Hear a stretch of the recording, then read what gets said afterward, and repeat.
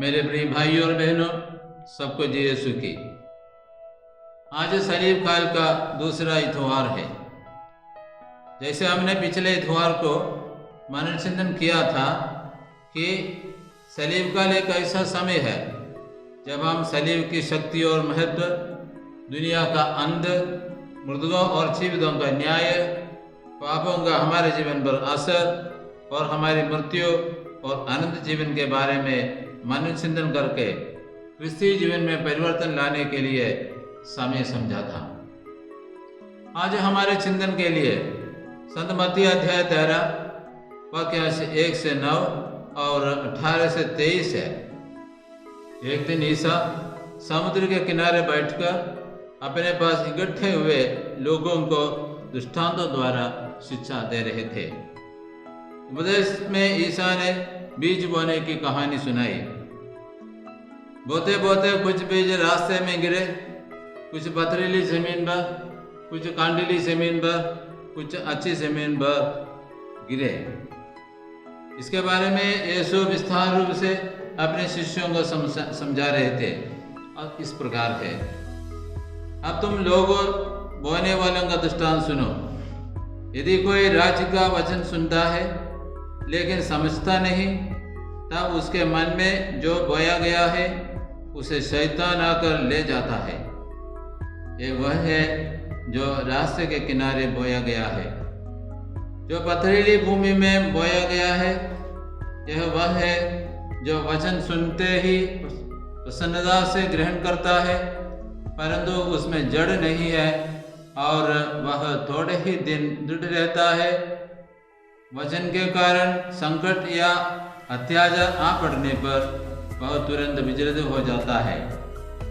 जो कांटों में बोया गया है, यह वह है जो वचन सुनता है, परंतु संसार की चिंता और धन का मोह वचन को दबा देता है और वह फल नहीं लाता।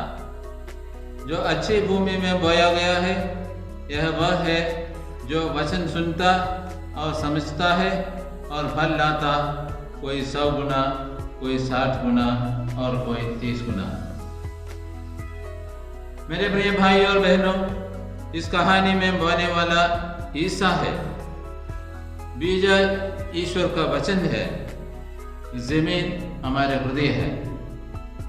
बीज जो रास्ते में गिरे थे, वह एक ऐसा व्यक्ति है जिसका हृदय कठोर है, भौतिकता से ग्रस्त है, भोग विलास को प्राथमिकता देता है और बाहर जगत के आकर्षण में फंसा हुआ है।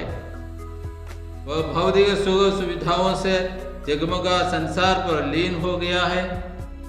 इसलिए शैतान उस आदमी पर झपेटता है और वचन को उजाड़ता है। इस प्रकार वचन का प्रगति उस मनुष्य में नहीं होती। पत्थर पर गिरे वचन ऐसा एक व्यक्ति का संकेत करता है जो झट से वचन सुनता है। उस व्यक्ति जीवन में वचन के प्रति आने वाले दुख, संकट और परेशानियों को झेलने योग्य विश्वासी नहीं है, इसलिए जीवन में झुलस जाता है।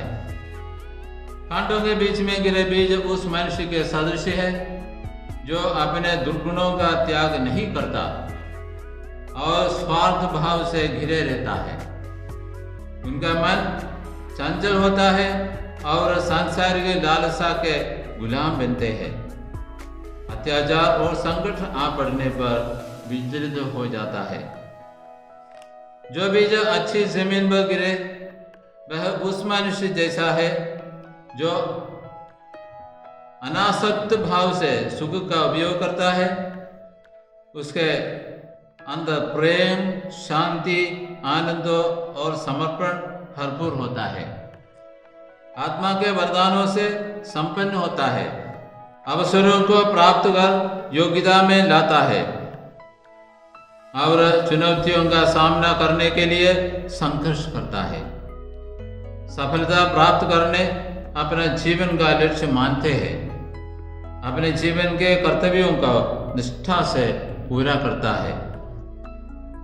इसलिए प्रिय भाई और बहनों, हमको भी हर प्रकार के दुर्गुणों से बचकर और हर तरह के पापमय जीवन को छोड़कर जीना है।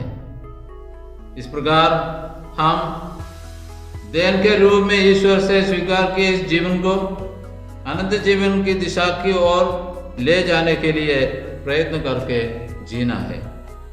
हर समय हम उस स्वर्ग राज्य को लक्ष्य बनाकर जीने का आत्मबल प्रभु से मांगे और इस जीवन को 100% सफल बनाने योग्य कृपा की याचना करें।